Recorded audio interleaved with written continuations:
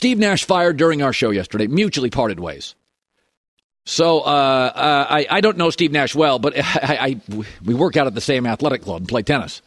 And so I've known people through the years that know him and in the NBA that know him. And the two things I was basically told yesterday, which are Nash had been, and I said this yesterday, Nash had been talking all summer long that he was tired of babysitting this group. They were kids, especially Kyrie. You're babysitting. The second thing is, and it's a fair argument, that Steve's not a confrontational guy, and this team probably needed a tough confrontational coach. If you look in the NBA, where you got a lot of coddled superstars, confrontational coaches do well. The guy in Boston who got fired is going to get the Brooklyn job. Confrontational. Popovich, confrontational. Spoelstra can be confrontational. Steve Kerr. Ty Lue, by the way, willing to be confrontational. So Mike D'Antoni's a very good coach, but he won't be confrontational. Mike D'Antoni bounces around this league. You've got to be willing to confront stars. And that's not Steve Nash's thing. He's a really nice guy. He is best served, as somebody told me yesterday, as a consultant, which he was, I believe, for the Warriors. That's how his relationship started with KD. He was a consultant for the Warriors. He's a great consultant. Super, super, super smart guy. Steve Nash is one of the smartest people I've ever talked to involved in American sports. Great guy, smart guy. He may be better served on a team with mature players that he doesn't have to babysit. I'm not saying he couldn't be a coach, but with this group, it wasn't going to work.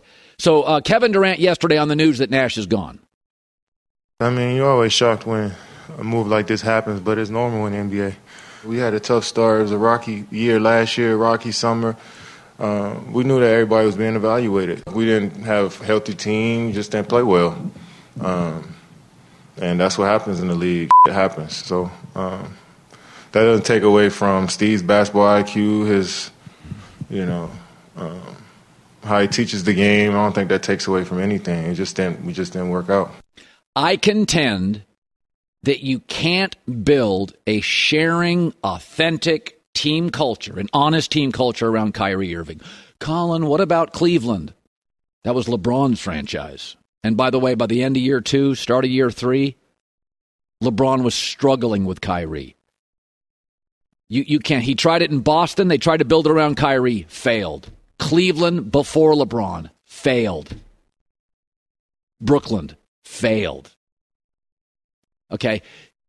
This whole Brooklyn thing has always given Kyrie too much influence. Remember, Kyrie's going home. That was the headline.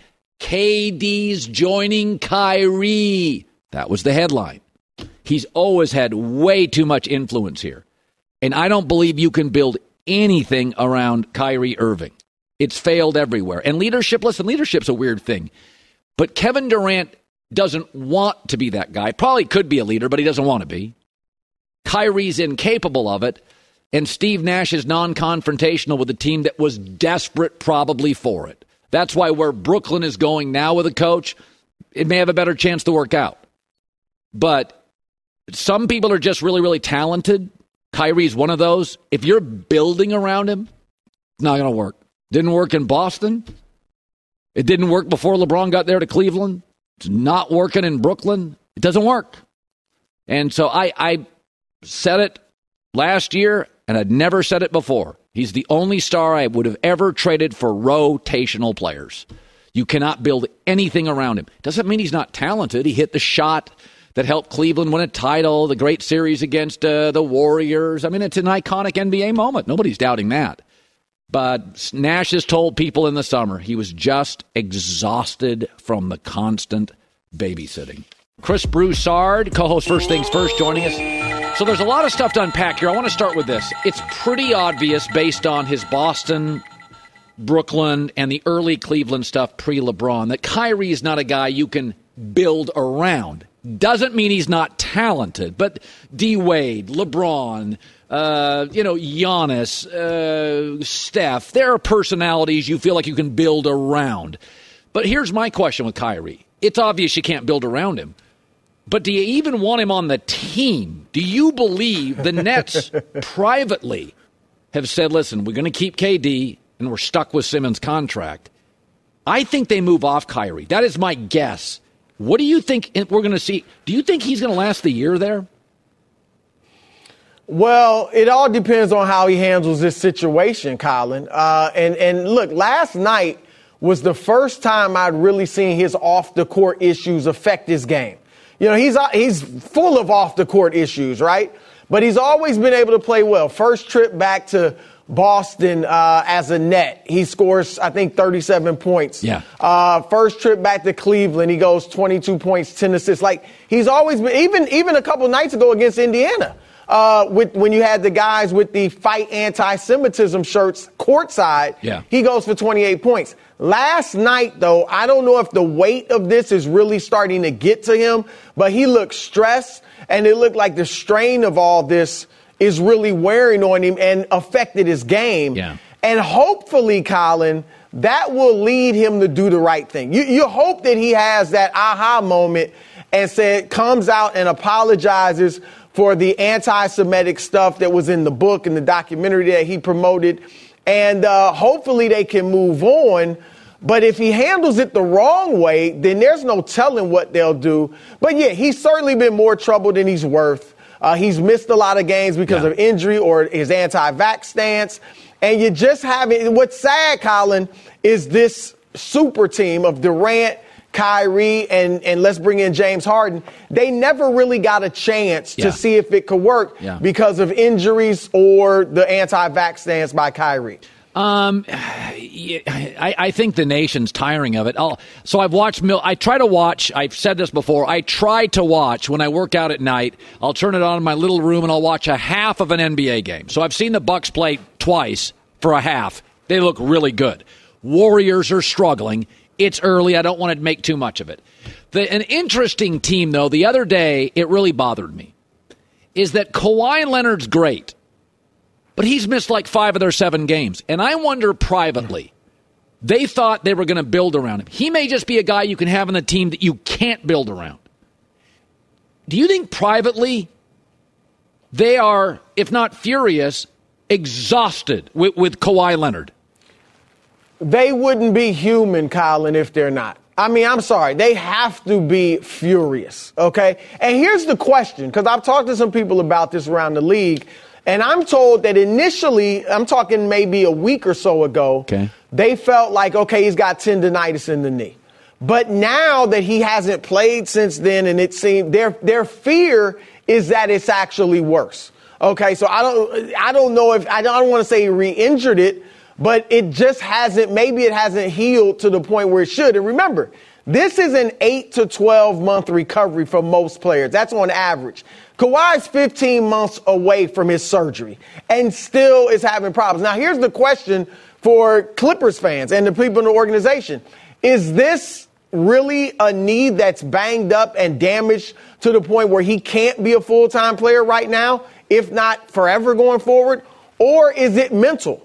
Because people will tell you that since Kawhi Leonard entered the NBA, talking about when he was in San Antonio before he was a star, he was like the type of guy that I'm not playing unless I'm 110%. Yeah. He wouldn't go run with guys unless he's 110%. The one year he did, Colin, not surprisingly, was Toronto contract year. Remember, he played through that knee, gets the big contract, and now he's been, load managing big time ever since. So I'm not sure if it's mental or if the knee is really bothering him. But either way, it's a problem for the Clippers. And they don't look like they're going to be anything near what people have expected them to be. So I'm going to throw something out there. There's no rumor. I'm going to throw it out. So J-Mac and I, you're a good arguer. We got into this earlier, is that there's no perfect player. And Kyrie Irving can still produce. He's an elite scorer. Right.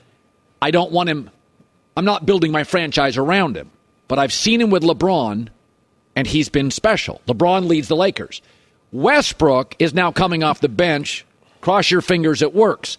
But they're both damaged goods. And I said this. I said I could see where LeBron's like, I'll give him a second shot. He can hit shots. And then I could see them saying, we want out of the Kyrie business with this latest stuff. We'll take Westbrook, sit him.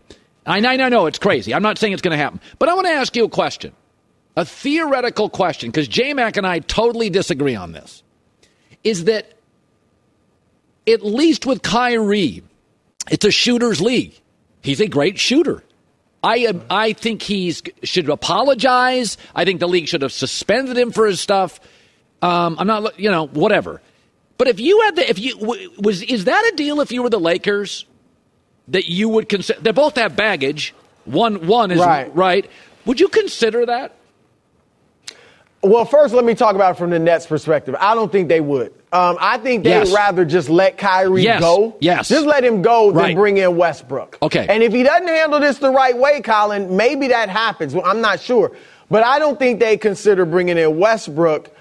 The Lakers, if Kyrie handles it the right way, apologizes, and they can move on, I definitely feel like LeBron would want to do that. And if I'm the Lakers, I'd much rather have Kyrie Irving than Russell Westbrook. It's not even close. Because as you say, Kyrie is a great player. He's a great shooter. He can run the offense better than Westbrook. You wouldn't have half of the issues you have with Russ if you had Kyrie. Okay. He doesn't defend like Russ. Not that Russ is a great defender, but yeah, to answer your question, no doubt I'd rather have Kyrie. We know they wanted him this summer. Right. It's not like he was baggage-free this summer. Right. Okay? Right. He's always got, this is maybe the worst, but he's always had something around him, and LeBron clearly wanted him back. Okay, in golf, when a guy, they call him like, what's the term in golf? Yips, when you can't, you're struggling to hit it. The yips. Yeah, and we've seen in baseball, Steve Sachs, I think at one point had a problem throwing to first. Chuck Knobloch. Yes. And so Ben Simmons is interesting. There was a player that got drafted years ago, I think out of Iowa State, could be wrong, Royce White, a fear of flying, and it just couldn't make it. There was Markelle Fultz, couldn't shoot. Remember that? Like, he literally couldn't shoot. I look at Ben Simmons, and I think to myself, he's broken. I've seen guys like this, Chris, sometimes you can't fix it. I'm wondering if we're getting there with Ben Simmons. What do you think? That's the fear. And look, now it's at a point where you just hope he can get to be Philadelphia Ben. Right? Forget, Philadelphia plus add a little jump shot and he's great. No. Now you're just hoping for that guy in Philadelphia who gave you 16, 8, and 8 and never shot a jumper. Right. All right. And the Nets, he's 30% of that, Colin. And yeah, that's the fear because they don't have a shot and they got a lot of talent. Yeah. They don't have a shot if Ben Simmons does not become close to what he was in Philadelphia. Look, I've looked at him in the press conferences. You see him on the court. You see him on the bench. His body language seems fine. Yeah. He seems like he's comfortable. He seems like he's confident. But when he gets on the court, he is afraid to shoot. And the mental issues he had this past year or so, they've always been there because his refusal to shoot in Philadelphia was a mental issue.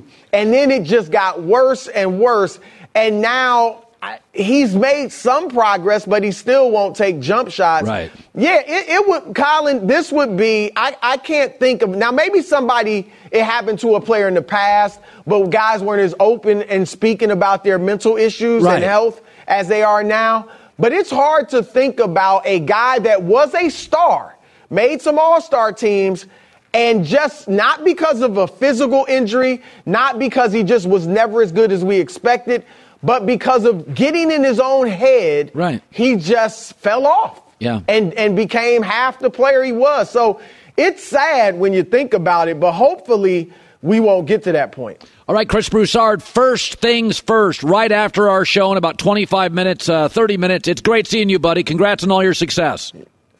Thanks, Colin. You too, man. All right. No, it's, what's changed? I don't remember this in the 70s, 80s, 90s with athletes. I could be wrong. I don't remember it. What's changed? The phone. Like you're on the phone and people making fun of young people and, they don't have the calluses and the metal to handle it. They don't have the years and years of they're 23 years old. They're 24 years old. People are ripping them, on their phones all day. I mean, Kevin Durant's talked about this. And Adam Silver admitted. He goes, my players are miserable. So it's like, I don't know what to make of Ben Simmons. I just know that I have seen in recent years, over the last 10 years, I've seen young players, young people get broken. And I don't, you can have therapists. I don't know the answer to it. Ben Simmons is long, talented, defends, distributes. and just is terrified to shoot. Have you noticed what's going on with the Timberwolves? Anthony Edwards, one of the most explosive young players in the league, dunking machine last year. He has 0 dunks this season. So all these fans on the internet are asking him, why aren't you dunking? What's going on? Finally, last night he addressed it. Oh, what happened? He's like, well, the lane's clogged. We got Rudy Gobert and Karl Anthony Towns. He didn't say their names, but it's just too crowded in there. I can't jump over all these guys. And you can sense that, the fans are getting on Anthony Edwards' case, and it's in his head a little. They're not nearly as good as I thought they'd be out of the shoot. And Edwards doesn't look – remember, he was awesome last year in the playoffs. Oh, kid is just incredible. And it's like, are the fans getting to him? Why aren't you dunking? What kind of question is that? That would never have been a thing 20 years ago, And now the fans with social media. And you think they're in his head? Well, clearly. I mean, there's some stuff going on in Minnesota. Minnesota. Wait, time out. He doesn't have one dunk this season. He addressed it last night, yeah. He didn't have a dunk in any game. None. Fast break, nothing. Nothing. Because they're not running as much. They got the bigs now. Okay. Wow. So this, the Ben Simmons, Kyrie Irving telling the media, I've got an army of people behind me. Social media stuff. Yeah, wow.